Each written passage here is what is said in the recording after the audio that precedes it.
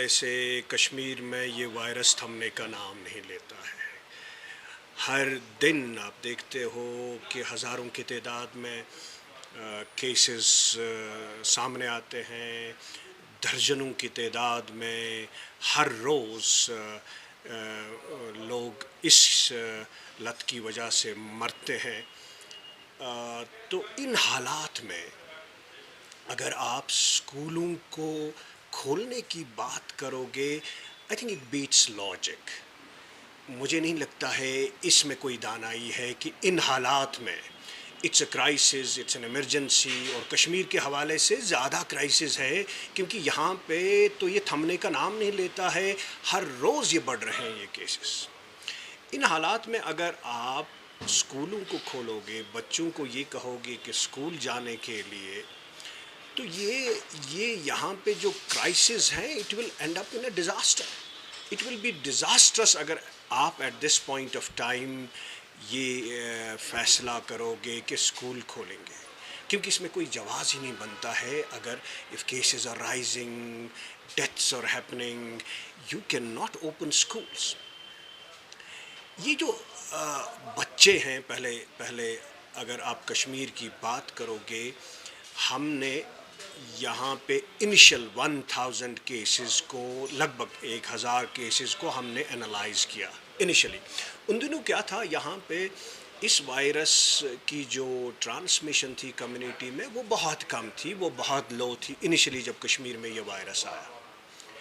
تو ان دنوں جب ہم نے ڈیٹا انالائز کیا ڈاکٹرز ایسوسیشن کشمیر نے، تو ہم نے دیکھا کہ 17% of the children were infected with this virus۔ 17% لوگ، بچے less than 20 years، 0 to 20 years of age were infected with this۔ Do majority of the children جو تھے ان میں علامتیں نہیں تھی، they were asymptomatic، اور جن کو بھی علامتیں تھی mild disease تھا۔ لیکن ان دنوں اگر آپ کو پتا ہوگا there was a strict lock down اور schools بند تھے۔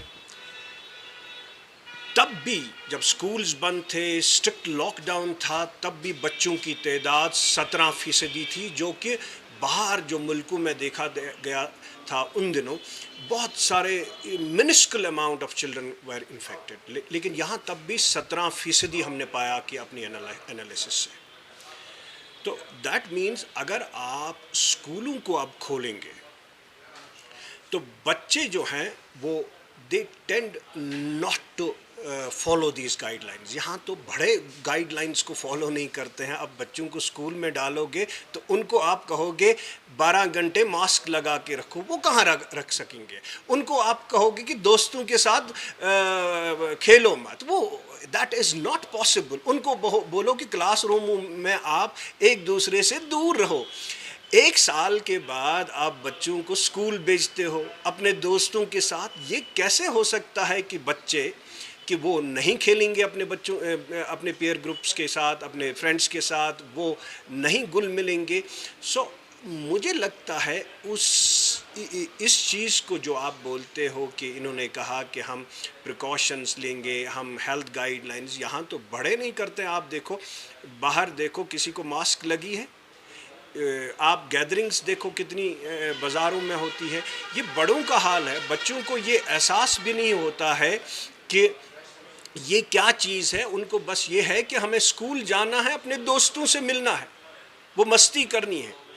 ان حالات میں اگر آپ دیکھو گے کہ باہر والے ملکوں میں، یونائٹڈ اسٹیٹس نے جب اسکول کو کھولا تو انیشل فیو ویکس میں ہی لگ بھگ 1 لاکھ کی تعداد میں بچے انفیکٹ ہو گئے۔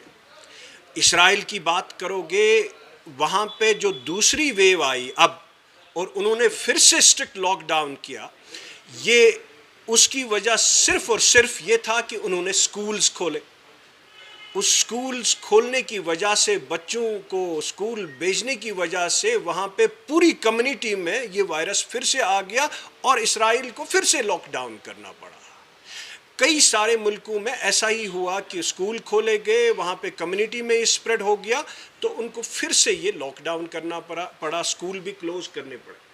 اب کنسرن زیادہ یہ ہے یہ دیکھا گیا ہے کہ بچوں میں یہ مائلڈ ہوتا ہے کووڈ، اس میں کوئی دو رائے نہیں ہے، حالانکہ several hundreds of people have died کیونکہ ان میں سیویئر نمونیا ہو گیا، ان میں ایک سنڈروم ہو گیا جس کو ہم کہتے ہیں ملٹی سسٹم انفلیمیٹری سنڈروم، جس میں بچوں کو اگر یہ لت لگ جائے گی weeks after they develop multi organ failure, heart تکلیف ہوتی ہے ان کو، لنگس میں کمپلیکیشن ہوتی ہے ان کو، کڈنیز میں ہوتی ہے، لیور میں ہوتی ہے، اور اس کی وجہ سے کافی ساری بچے دنیا بھر میں مر بھی گئے۔ ایک تو یہ بچوں کو خود کا خطرہ ہے، دوسرا خطرہ یہ ہے اگر ان کو اسکول میں انفیکشن ہو جائے گی تو وہ جو گھر میں آئیں گے وہاں پہ اگر یہ بچے اسکول میں جا کے انفیکٹ ہو جائیں گے، یہ لوگ شام کو گھر پہنچیں گے، یہ وائرس وہ اپنے پیرنٹس کو دے دیں گے، گرینڈ پیرنٹس کو دے دیں گے، اپنے گھر کے بزرگوں کو دے دیں گے who are at the highest risk of complication، کیونکہ جتنی بھی زیادہ موتیں آج تک ہو گئی ہے کشمیر میں وہ بزرگوں میں زیادہ ہو گئی ہے، اور جن میں انڈرلائنگ میڈیکل کنڈیشنز ہیں ان کو ہم بولتے ہیں گھر میں بیٹھنے کے لیے تاکہ ان کو یہ لت نہ لگ جائے، تاکہ موتیں نہ ہو جائیں زیادہ۔ لیکن اگر آپ بچوں کو اسکول بھیجو گے اس کے بعد ان کو انفیکشن جائے گی، وہ گھر میں لے جائیں گے یہ انفیکشن، بزرگوں کو دے دیں گے اینڈ دے ول ڈائی۔ اور زیادہ خطرہ ایک تو یہ ہے، دوسرا خطرہ یہ ہے کہ بچے اگر انفیکٹ ہو جائیں گے، اگر خود کو ان کو زیادہ کمپلیکیشن نہیں ہو جائیں گے لیکن وہ اپنے استادوں کو دے دیں گے، جو سٹاف ہوتا ہے اسکولوں میں ان کو دے دیں گے، ان میں بھی میڈیکل کنڈیشنز ہوتی ہیں، وہ بھی ایجڈ ہوتے ہیں، and we may have more deaths here. اسی لیے میں نے یہ اسٹیٹمنٹ دیا کہ یہ وقت موزوں ابھی نہیں ہے کہ آپ بچوں کا جو ہے بچوں کو اسکول بھیجنے کی بات کرتے ہو۔ I am against it at this point of time جب کیسز رائز ہو رہے ہیں۔ اور دوسرا یہ ہے کہ نیکسٹ منتھ اکتوبر میں فلو کا سیزن آ رہا ہے اور بچے جو ہیں they are at risk of flu. ابھی بہت سارے بچوں کو ویکسینیٹ ہی نہیں ہم نے کیا ہے، majority of the children are ان ویکسینیٹڈ۔ اس سے کیا ہوتا ہے اگر فلو اور کووڈ اکٹھے ہو جائے گا بچوں میں تو ان کے چانسز ہیں کہ ان کی کمپلیکیشنز ہو سکتی ہیں، اور اگر ان کو فلو ہو گیا تو یہ بچوں میں چانسز ہے کہ ان کا جو کووڈ ہے وہ سیریس ہو سکتا ہے، اور وی کین لوز چلڈرن، دے میں ڈائی آلسو۔ تو اسی لیے میں نے اب جو اسٹیٹمنٹ دیا کہ ابھی یہ وقت موزوں نہیں ہے کہ آپ بچوں کو اسکول بھیجو گے جب تک نہ یہ کیسز ڈکلائن ہو جائیں گی۔ اور کرائیٹیریا کیا ہے؟